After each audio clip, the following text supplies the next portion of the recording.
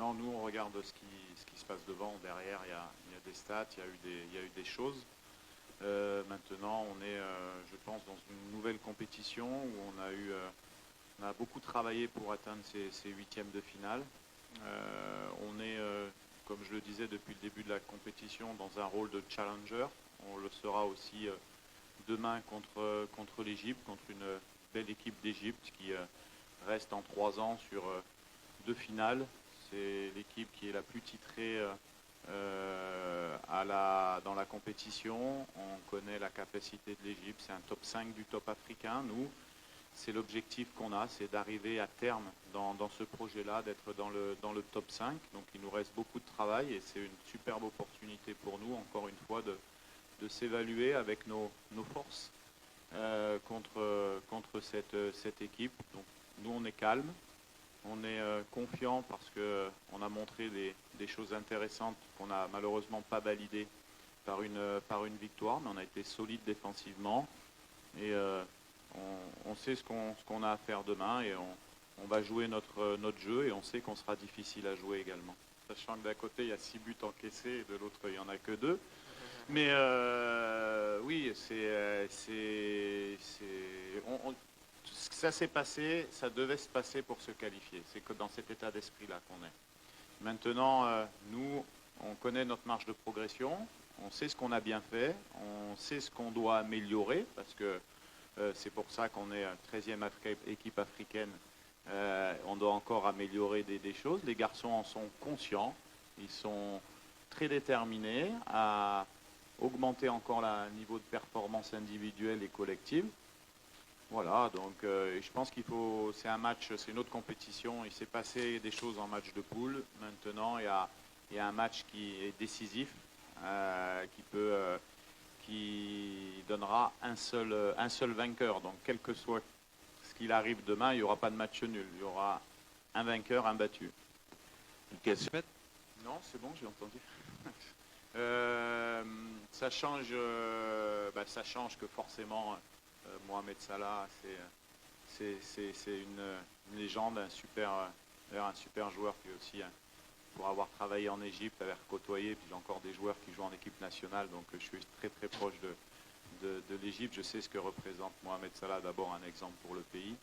Donc beaucoup de confiance pour leur équipe, c'est sûr. Donc même s'ils ont des atouts, c'est sûr que voilà, Mohamed amène un plus à cette équipe qui n'auront pas, mais ils ont quand même des capacités, comme on l'a vu sur les derniers matchs, pour répondre aussi.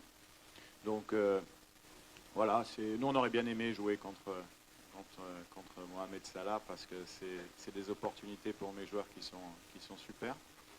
J'avais eu cette occasion-là au match à la CAN en Égypte.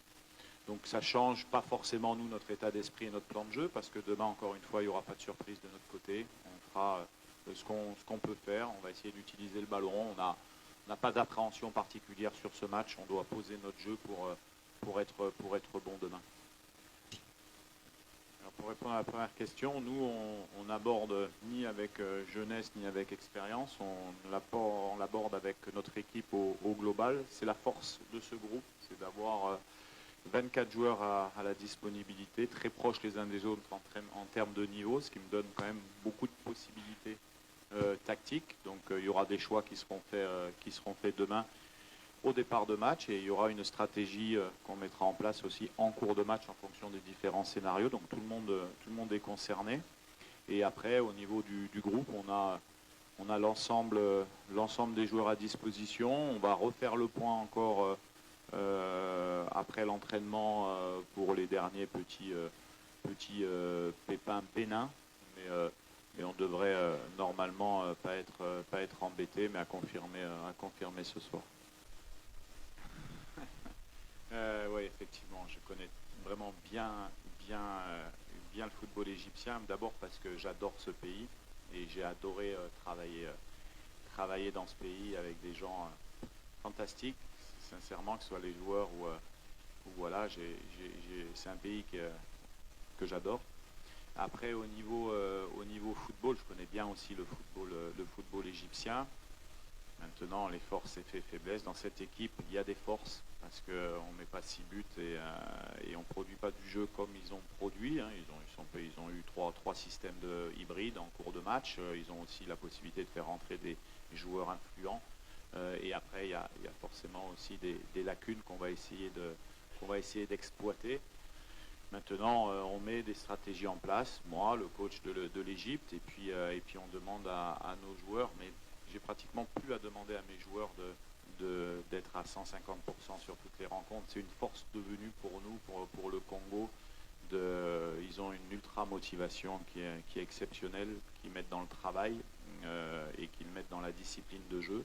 Donc on verra le rapport de force qui existe demain. On sait qu'on est des challengers et que l'Égypte est favori de cette rencontre. Ça ne nous pose pas de problème. C'est bien normal par rapport au passé de l'Égypte. Mais on sait que pour nous, c'est possible de passer cette étape également. Je n'ai pas encore la capacité de lire l'avenir, mais en tout cas, on met quelque chose en place pour être performant. Après, il y a un rapport de force qui s'établit, sur lequel on essaye de travailler même en cours du match pour réajuster, pour conforter nos forces. Maintenant, après, je pense que statistiquement, comme vous avez dit, sur les 3 dernières CAN, il y a deux finales de l'Égypte. Il y a une Coupe du Monde entre-temps. Il y a différentes choses sur lesquelles on ne peut pas comparer à l'heure actuelle les deux équipes. Nous, on est simplement en train de travailler dans le calme, dans l'humilité, pour construire quelque chose. Et on est très content que vous vous en rendez compte, c'est bien, que vous vous en rendez compte que depuis un an et demi, on travaille. Mais on sait aussi que, même si on nous dit que c'est bien, on a encore une marge de progression parce que c'est le Congo. Donc moi, quand vous me dites la Zambie, on n'a pas marqué, je vous dis bien sûr, ok, c'est vrai, et on doit travailler là-dessus. Mais il y a 2 axes. Soit c'est possible parce qu'on a les joueurs pour et qu'on a la qualité pour, ou soit c'est pas possible. Chez nous, on a de la chance, c'est possible. Donc à nous de travailler en toute humilité, se confronter contre l'Égypte, se confronter contre le Maroc, ça fait grandir mon équipe. N'oubliez pas qu'il y a 20 joueurs qui découvrent cette CAN-là, qui enchaînent des matchs de haute compétition, et pour nous, c'est une superbe opportunité. Je pense que la première étape, comme j'avais dit aux garçons, elle a été franchie, se dire, on va montrer à tout le monde que le Congo est de retour. Voilà, on va se qualifier, on va montrer ça. Et puis après, on verra demain. Demain, vous connaissez nos forces, vous connaissez nos faiblesses. Mais ce qui est sûr et certain, c'est qu'on va être difficile à jouer demain parce qu'on va mettre un énorme engagement.